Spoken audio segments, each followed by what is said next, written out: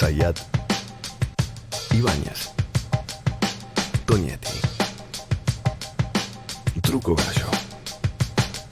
Hola, sean bienvenidos a Truco Gallo, el podcast sobre actualidad política y económica de Argentina. Este es el episodio número 96.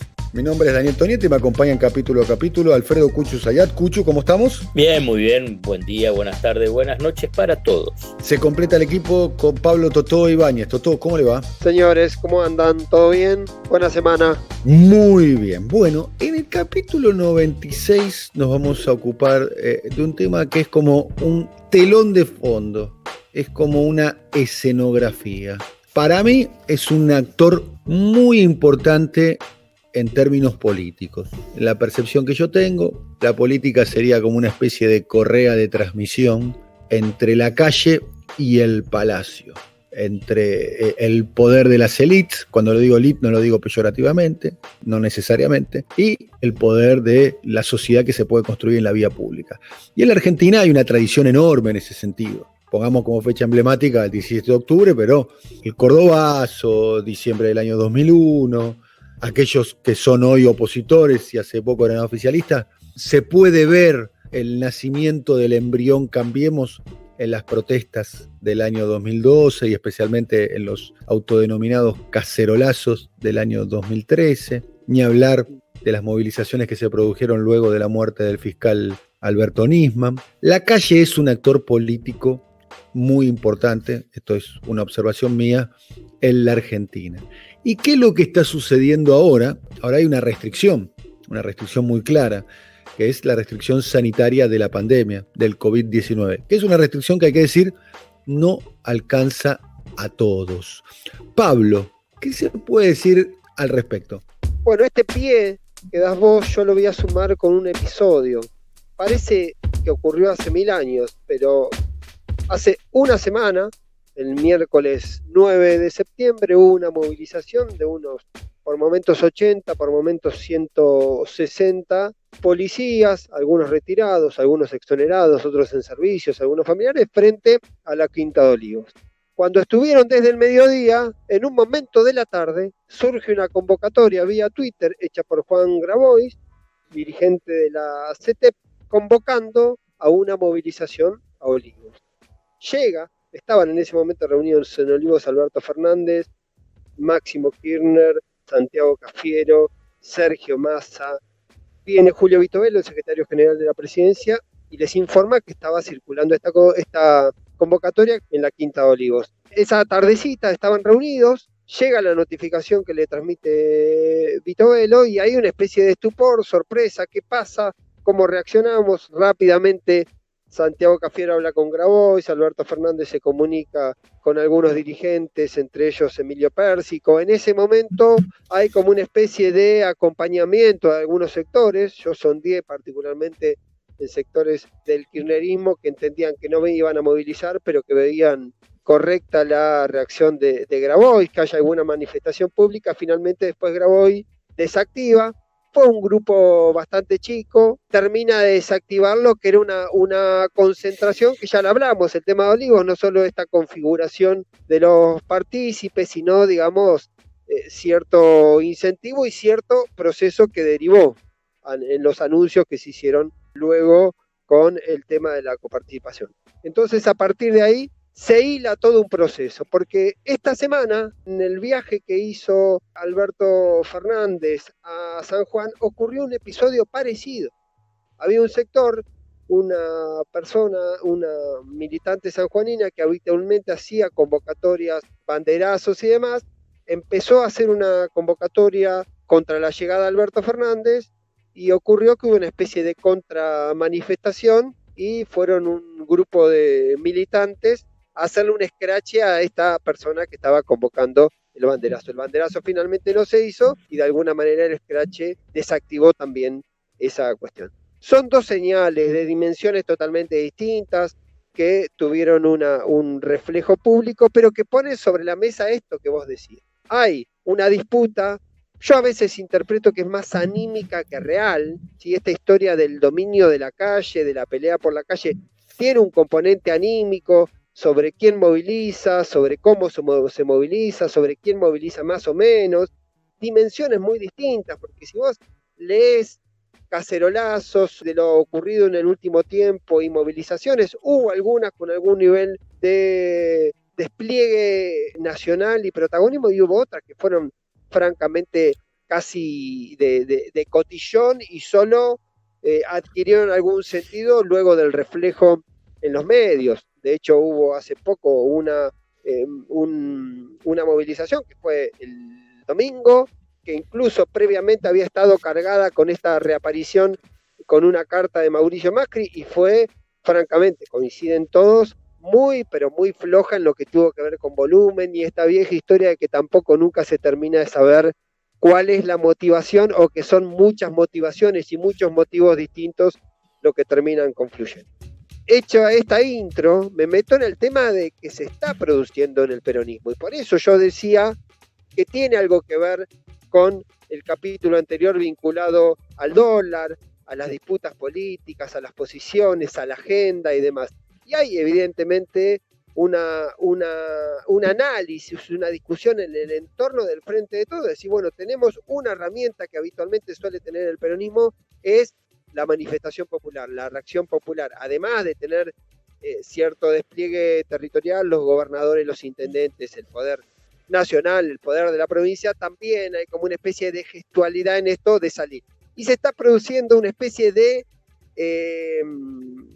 relato un poco ficticio cuando se plantea que el antiperonismo gana la calle, porque en realidad el peronismo no está expresamente saliendo a la calle, porque hay una indicación y un mandato y una casi orden de todos los sectores de no tener que salir a la calle. También hay un debate en ese sentido un poco, digamos, inflado en el aspecto de que no es que el peronismo perdió la calle, sino que un actor está saliendo a la calle, incumpliendo algunas indicaciones sanitarias, y otro actor, que en este caso el oficialismo, mal podría ser el gobierno, siendo el mismo que recomienda medidas de prevención con la pandemia, habilitar o consentir una movilización en estas condiciones, digamos. Mal haría en todo caso el gobierno manifestarlo, pero sí lo que existe ciertamente es que en algún momento se va a tener que salir, porque también hay una gestualidad en la manifestación pública, también hay una decisión en la manifestación pública de expresarse, de transmitir mensajes, muchas veces con los gobiernos que por ahí aparecen hackeados en algunos términos, demostrar alguna señal de fortaleza. Insisto, siempre es muy simbólico, porque vos podés comparar una movilización muy importante, puede tener 300.000 personas, y eso en términos numéricos, electorales y demás, es casi ínfimo, pero bueno, pero hay una gestualidad que se está diciendo. Hay una o dos preguntas para hacerse que están cruzando todo este fenómeno. Una, que es una pregunta bastante delicada, y fue parte de la conversación o de las horas de charlas y debates del propio miércoles cuando se desactiva la movilización de Grabois. Y fue que por ahora, casi textual fue la respuesta, por ahora las bases responden a la indicación de no salir. ¿Qué quiere decir eso? Que puede ser que en algún momento haya sectores que se muevan con su propia lógica. Y la otra pregunta es cuánto y cómo se va a manifestar el día después de esta decisión. Alguien estaba planteando en estas horas que se viene la fecha emblemática del peronismo, que es el 17 de octubre, falta un mes, casi exactamente en estas horas, y había alguna idea de hacer alguna especie de actividad que, si no tuviese una mega masividad, sirva para mostrar de alguna manera algo que también suele visibilizarse en este tiempo en el Frente de Todos, que hay como de alguna cierta dispersión de los actores que forman los distintos espacios, los distintos clanes que forman parte del Frente de Todos. Alguna gestualidad que también sirva para poner sobre la mesa, en momentos donde hay varios frentes abiertos, que hay cierta unidad de criterio y cierto ensamble entre los distintos sectores que forman parte del Frente de Todos. Dos preguntas que yo creo que van a ir respondiéndose de a poco, porque tendrá que ver en todo caso también si en algún momento el gobierno requiere o considera necesario, imperioso, que haya alguna especie de reacción de ese tipo en el escenario político y sobre todo en el escenario gallego. Unas cuestiones que me gustaría aportar, información. El lunes por la noche se produce el primer episodio grave del alzamiento policial, que es un episodio también inédito, así como rodear la quinta presidencial de patrulleros es rodear la residencia del gobernador de la provincia en La Plata. El lunes por la noche se produjeron conversaciones en diferentes dirigentes sindicales, entre los cuales estaba Daniel El Tano Catalano, que tomó contacto con Pablo Moyano, de Camioneros. Y la discusión la conversación versaba sobre la necesidad de convocarse y movilizarse a la provincia de Buenos Aires, a la sede del gobernador de la provincia, si se repetían los hechos. Y en el diálogo estaba subyacente la idea de no pedir permiso. No estaba la idea de vamos a pedir permiso para convocarnos. Había algunas miradas muy alarmistas. Yo lo entrevisté el martes por la mañana, a Daniel El Tano Catalano, que es un dirigente sindical de ATE, que calificaba la situación que se estaba viviendo la semana pasada, parece que ocurrió hace un año atrás, la calificaba similar a la situación del golpe policial-militar, en ese orden, político-policial-militar, para ser más preciso, que ocurrió en Bolivia, que al Tano Catalano lo vivió de cerca porque fue uno de los observadores que siguió ahí. En la mirada del Tano Catalano, todo golpe nace con la idea de que va a ser fallido, de que va a fracasar. También está la hipótesis de que fracase y está la hipótesis de que tenga éxito, como en el caso de Bolivia. No estamos diciendo que la situación es la misma, porque la situación es absolutamente diferente. Digo, la participación de fuerzas policiales en la inestabilidad o en el aporte a ciertas campañas, como contamos nosotros con el caso de Bolsonaro, las fuerzas policiales apoyando a Bolsonaro o debilitando a Evo Morales. Hay un sector del oficialismo que, para decir una manera, evaluó que si la situación se agrava, no iba a pedir permiso. Después hay otra cuestión que me parece que tiene que ver cultural. En mi modo de observar la política, para mí la calle es muy importante. Dicho sea paso, es el único terreno que Mauricio Macri no controló. La calle. Controló los movimientos sociales, controló a los intendentes, controló a los senadores, tanto es así que el jefe de los senadores hoy fue su compañero de fórmula, vaya si lo controló. Controló al peronismo, a gran parte del peronismo territorial, no controló la calle. Y de hecho, el punto de quiebre fue el no control de la calle, que tuvo que llevar adelante una represión muy grande a fines del año 2017. No sé si recordarán cuando se trató de la ley de movilidad jubilatoria. Otro elemento central para mí a tener en cuenta es que si le haríamos una extracción de sangre a Alberto Fernández y la mandaríamos a un laboratorio a analizar y la pasaríamos a trasluz, ese tubito con la sangre de Alberto Fernández a contraluz, vemos PJ Capital.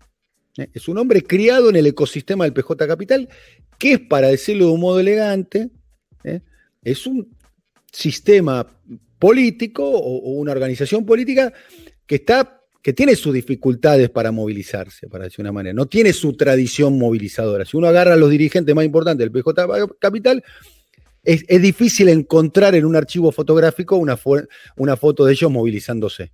Es más bien, si se quiere, inusual. Las fotos de ellos generalmente son en traje, corbata, en una reunión entre dirigentes, en un interior, en un palacio, en una sede, en un sindicato, en una sede partidaria. No está dentro de la cultura política de las figuras importantes que toman decisiones hoy en el gobierno, la idea de la movilización. Tanto es así que lo ha manifestado públicamente el propio presidente. Yo recuerdo, sin ir más lejos, que cuando todavía no era presidente, pero casi presidente, porque había ganado por una distancia indescontable las PASO, cuando había un conflicto de aerolíneas argentinas, el reclamo público del entonces candidato a presidente fue que levanten el paro, porque los trabajadores de aerolíneas argentinas, más precisamente los pilotos, estaban haciendo un paro, reclamando mejoras salariales, reclamando paritarias, un reclamo de carácter gremial, de los típicos gremiales y de los típicos de los trabajadores de los pilotos. Situación que le provocó una réplica del propio Pablo Viró, dirigente sindical de los pilotos, que hasta por donde trascendió, se reunió a solas con Alberto Fernández en el domicilio particular de Alberto Fernández en Puerto Madero, tratando de acercar las puntas, si se quiere, después de eso que fue un poquito desconcertante, ¿no? Esa posición del entonces candidato Alberto Fernández. Y la otra cuestión, porque también está el tema de la pandemia, que claramente el tema de la pandemia altera cualquier tipo de análisis, ¿no? Porque es una variable que claramente lo primero que obstruye es la capacidad de movilizar. Pero cuando no había pandemia tampoco había movilización. El 1 de marzo, que había una tradición dentro de la fuerza del último proceso peronista de movilizar el 1 de marzo a la Plaza de los Dos Congresos, a escuchar el discurso presidencial, también se tomó la decisión de no movilizar. Ahí no movilizó nadie, ni los movimientos sociales, ni la Cámpora, ni el PJ Capital, ni los gremios, ni nadie. O sea, yo creo que también hay una dificultad del actual oficialismo y sus intérpretes en entender que la calle es un espacio de disputa pública.